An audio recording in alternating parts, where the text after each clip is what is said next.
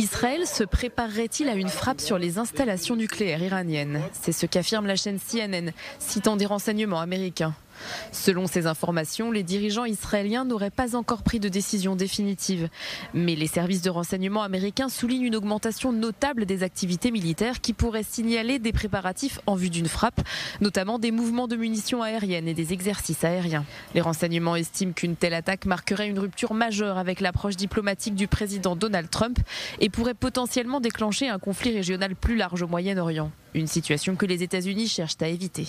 Une action israélienne qui serait motivée par les négociations en cours entre les États-Unis et l'Iran sur son programme nucléaire. La perspective d'un accord qui ne prévoirait pas le retrait de la totalité de l'uranium iranien rendrait le risque d'une frappe plus probable.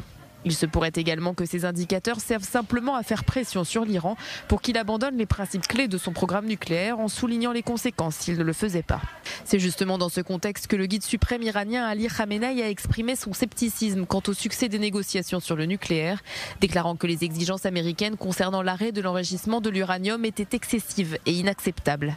Son ministre des Affaires étrangères, qui conduit la délégation iranienne pour les négociations, l'affirme, qu'il y ait accord ou non, l'enrichissement ne s'arrêtera pas.